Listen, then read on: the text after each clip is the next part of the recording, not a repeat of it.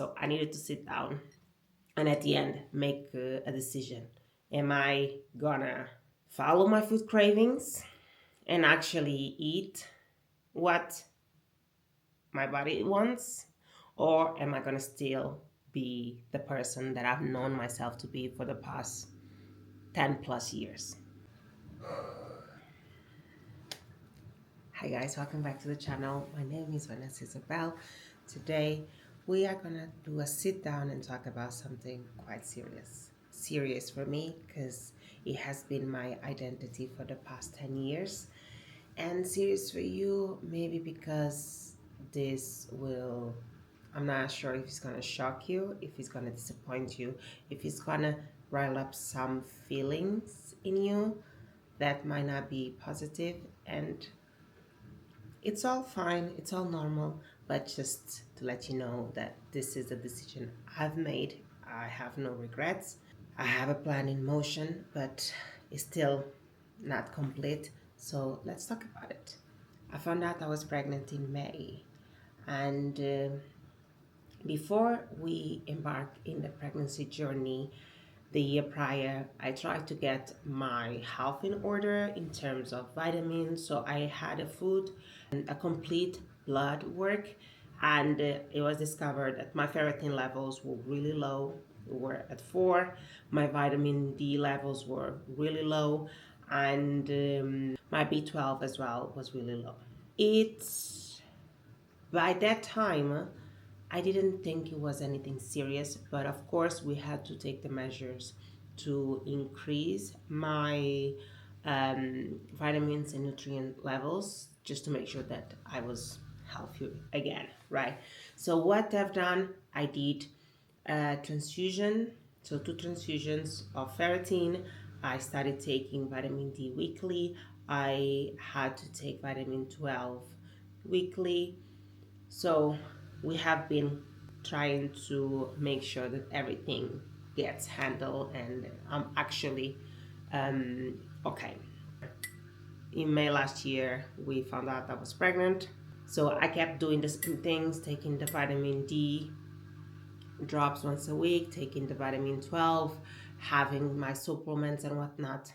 If you don't know, during pregnancy, your baby nutritional needs will always be met because they will take it all from you. And then you are left with the remains of it. That's why a lot of women lose bone density, lose their teeth, so many crazy side effects during pregnancy because it's a serious medical process that we as a society just take it for granted because, of course, you are a woman, you can give birth, but it's not as simple as that. With all of that being said, we kept going to the doctors, and my levels were decreasing again. We didn't know what was going on. And every time you go to the gynecologist, you need to take blood work and urine samples and whatnot. So just to monitor yourself. My levels were not improving, even though we were increasing the doses of my vitamins and whatnot. And it's granted, it's because I have a chronic disease. I don't want to talk about it, but that's one of the reasons. So I had to sit down with myself and have this conversation. It was a difficult one, but it had to be had. And I needed to ask myself, do I really want this baby? How far we wanted to, how much both of us wanted this baby, and how far I was willing to go to make sure that the baby were okay. And it was a no-brainer. I knew I wanted my baby since the moment that that positive test came up, and then I pieced all together all the sleepiness, all the indigestion, all the morning sickness, and I knew that this is what I wanted. So in the beginning, you heard about morning sickness. It's not morning, it's a full day thing, but I'm sure you know more or less what it's about, and food aversions and whatnot. My morning sickness were pretty peachy, so I didn't feel like I was going to die. I didn't feel like, it was pretty okay. I think I threw up maybe twice the whole pregnancy, so I cannot really complain. But on the opposite end, I had food aversions really strong. All of my favorite foods were removed from my menu because I could not stand them. And then I had a really strong sense of smell. I still have. But food aversions plus smell together, I couldn't put anything in my body for 2.5 months, which meant I was not eating enough. I was eating crackers and mango. That's all. Even cereal that people were like, oh, cereal is so good during pregnancy. You're going to eat so much cereal. I couldn't stand any. And the options that were available for me, the vegan options of cereals that were available for me, were not cutting it. So I had to book an appointment with my therapist to talk about it. We went over the reasons why I was vegan. We went over who I was as a person. We went over my beliefs, and then we went over motherhood. And at the end, I knew that this was already what I would, this was the best option forward, but I still needed to rationalize it because this is how my brain works. This is how I process life changes. So I needed to sit down and at the end make a decision. Am I gonna follow my food cravings and actually eat what my body wants, or am I gonna still be the person that I've known myself to be for the past 10 plus years? I chose the cravings. So I stopped being vegan during my pregnancy. Keep in mind, I'm sharing this information with you just as transparency, and because this is my corner, this is my diary. It's curated to what I want to present to the world or not. I don't want sympathy or approval or judgment. It might come, it might not, but this is not me asking you that. It's just me sharing what is going on. And that's plain and simple. So I started eating first cheese, then eggs, and then I started incorporating meat, cow. Let me call it how you people call it, because even though I've been, of course, now this past months I've been eating omnivorous diet, so I've been eating everything. I still call things like their name because I don't understand why. Like, oh, this is a steak. It's a cow, right? Oh, it's whatever. But so I started eating steak maybe once or twice a month. In the beginning, I was craving meat a lot. I was craving steak, pretty much. That was the only thing. Then I tried chicken. I didn't like it. It smelled the same thing as tofu smelled, so it was gagging me. So chicken wasn't it. We don't eat pork in the house.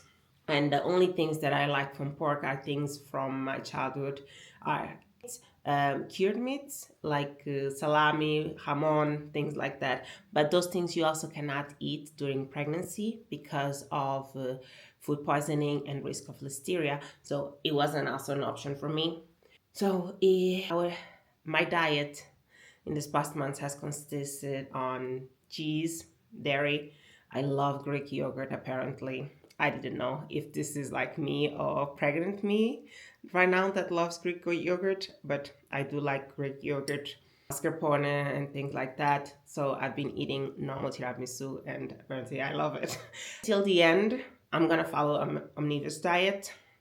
After the baby is born, we don't know what will happen because I don't know if my taste bud will change. I don't know if after all these crazy hormones that are going into my body, if afterwards I'm just like, this is not for me again, let me go back to fully vegan, or we move forward as a vegetarian. I know for sure meat will not be the center of my diet because it never was, because in Portugal you eat a lot of veggies as well. Of course you eat tons of meat, don't get me wrong, but you eat a lot of veggies. And I grew up in a family that, yeah, you had meat, but you needed to finish your veggies. But I also don't know if it's gonna be like I'm vegetarian most of the time when we go home, and if I wanna have something with I don't know, steak, if I will have it or not.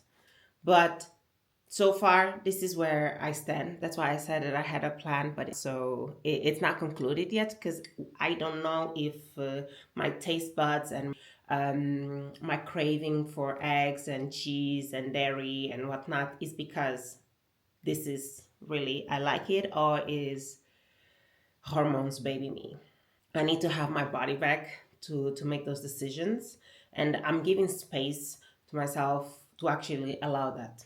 This journey has been stressful in the beginning. Of course, I cried. Of course, I was ashamed. I was so scared. I was just, you think of yourself as someone that is X, Y, and Z, and then you have one event in your life that transforms it completely, and you become the upside down version of yourself, which is scary, but I'm also in peace with that.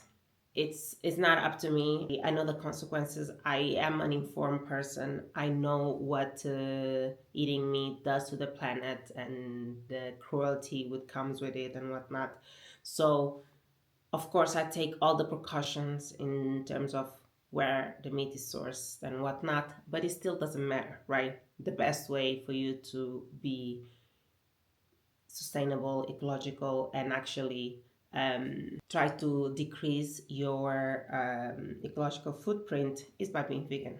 But that's not the case. That's not my case at this point. I just want you to know that this is not a decision that was taken willy nilly. It's a decision that I took, that I stand for, and I'm not ashamed about it. I'm just confused and trying to navigate this new season of my life. But we still eat 90% vegan, and but now shopping, I guess, is a bit easier because we have other options, and we have just adjusting. We are adjusting to all of this, and that's it. I wanted to be transparent with you because you deserve it. I am a private person because I do not post a lot of things online, but what I post, I want it to come from integrity, and I want us both to be on the same level of understanding. And that is, I haven't been vegan for the past almost 7 months, and that's it. I hope you take my message with how it comes. Hear what I'm saying, not what I'm not saying. And I also hold space for you if this is a disappointment, this it's whatever. Okay. Thank you for sitting until the end, and for watching this video. I truly appreciate you. And I'll see you in my next video. Ciao, ciao.